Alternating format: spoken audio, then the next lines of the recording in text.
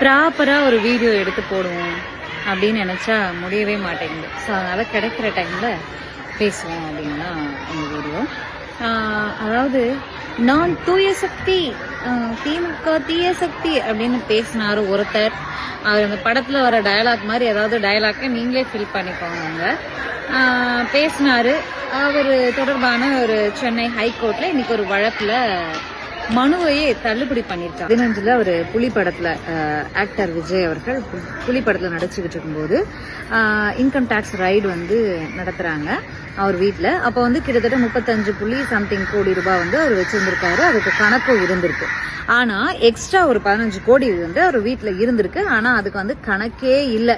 கணக்கே அவருடைய ஆடிட்டரால கொடுக்க முடியலன்னா அப்ப அது கணக்குல காட்டப்படாத பணம் தான், கருப்பு பணமாக வாங்கப்பட்டதுதான். பல நடிகர்கள் வாங்கியிருக்காங்க. பட் எல்லாருமே இல்லைன்னு மறுத்தது இல்லை. பழைய பேட்டி சூப்பர் ஸ்டார் ரஜினிகாந்த் அவர்களுடைய பழைய பேட்டி ஒன்று எடுத்து பாத்தீங்கன்னா தெரியும்.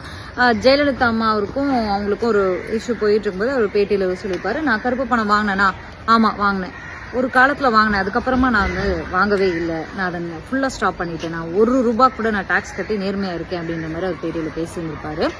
அந்த மாதிரி விஜய் அவர்கள் 15 கோடி ரூபாய் வரி ஏய்ப்பு செஞ்சார் அப்படின்னு சொல்லி வருமான வரித்துறையால கம்ப்ளைண்ட் ஃபைல் பண்ணப்படுது. அந்த வழக்குல அந்த விஷயத்துல தான் ஃபைனா ₹1.5 கோடி ரூபாய் போடுறாங்க. நீங்க தான் நேர்மையானவராச்சே, தப்பு பண்ணிருக்கீங்க, தப்பு பண்ணவே இல்லைன்னு ஒருத்தர் தப்பே நான் பண்ணல, என் மேல அபாண்டமா பழி போடுறாங்கன்னு கோர்ட்டுக்கு போலாம். ஆனா ஆமா நான் தப்பு பண்ணினேன், ஆனா இவங்க ஃபைன் போடும்போது இவங்க ஃபைன் போடுறது காலதாமதம் ஆயிடுச்சு. இவங்க 2019 ஃபைன் போட்டிருக்கணும் எனக்கு, ஆனா 2022 ஃபைன் போடுறாங்க. அதனால இது ஏற்றுக்கொள்ள கூடாதுன்னு நீங்க நீதிமன்றம் போன அந்த வழக்கை தள்ளுபடி பண்ணிட்டாங்க. அதாவது விஜய் அவர்கள் நான் தப்பே பண்ணல அப்படின்லாம் போடல, நான் கருப்பு பணம் வாங்கவே இல்லைன்னுலாம் போல கோர்ட்டுக்கு. நான் வரி ஏய்ப்பு செஞ்சேன், புலி படத்துல சிக்கியிருக்கேன், சிக்காம எத்தனை படத்துல எத்தனை கோடிகள் வாங்கினாரோ தெரியல. இவர் என்னையா காசு பணம் பணம், நான் நேர்மையானவன், நான் ஊழல் செய்ய மாட்டேன், விஜய் ஆட்சிக்கு வந்தா ஊழலே செய்ய மாட்டேன் ₹1 கூட அப்படின்னு சொல்றதுக்கு அவருக்கு ஏதாவது தகுதி இருக்கா அப்படிங்கிறத மக்களாகிய நீங்களே புரிஞ்சுக்கோங்க. ஏன்னா புலிப்படம் ஒரு படத்துல 15 கோடி, அதுவும் 2015 பண்ணிருக்காருன்னா அவருடைய இத்தனை, எனக்கு தெரிஞ்ச எத்தனை படம் நடிச்சிருக்காருலாம் தெரியல, அவருடைய ஃபேன்ஸுக்கு அந்த கணக்கு தெரியும். நீங்களே யோசிச்சுக்கோங்க. அது தப்பை பண்ணிட்டு நான் தப்பு பண்ணலன்னு போகல, நான் தப்பு பண்ணேன், நீங்க ஃபைன் போட்டது லேட்டா போட்டீங்க, ப்ரீவியஸா போட்டிருக்கணும், 2019 போட்டிருக்கணும், ஏன் லேட்டா போட்டீங்க, அதனால நான் கட்ட மாட்டேன் அந்த ஃபைனை நீங்க திரும்ப வேணும்னா இன்னைக்கு நீதிமன்றம் நீங்க வழக்கே தப்பு, மனுவை தள்ளுபடி பண்ணி ஃபைனை கட்டுங்க ஒழுங்கான்னு சொல்லியிருக்கு. இனிமே தாவேக்காவோ விஜயோ தூய சக்தின்னு சொல்லிக்கிற தகுதியே கிடையாது.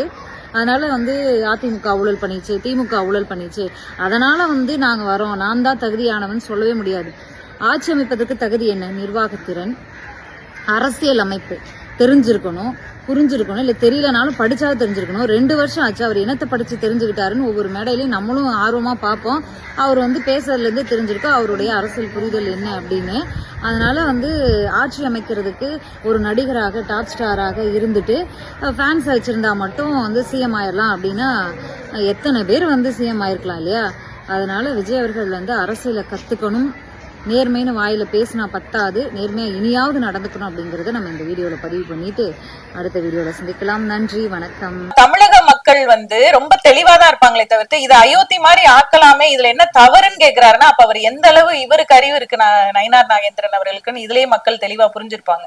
அப்ப நீங்க என்ன சொல்ல வரீங்க? நேரடியா நாங்க அப்படிதான் பண்ணுவோம், நாங்க பிஜேபியை உள்ள நுழைக்கிறதுக்கு RSS மூலமா எல்லா காரியங்களையும் நாங்க இதெல்லாம் ஒரு சின்ன சின்ன சின்ன விஷயங்கள் அப்படியே குட்டி குட்டியா அரிச்சு அப்படியே பெரிய பூதாகரமா ஆக்கி அதுல ஒரு சந்தோஷப்படுறதுதான் பிஜேபியோட நோக்கம். என்னன்னா தமிழக மக்களுடைய நிம்மதியை கெடுக்கும்.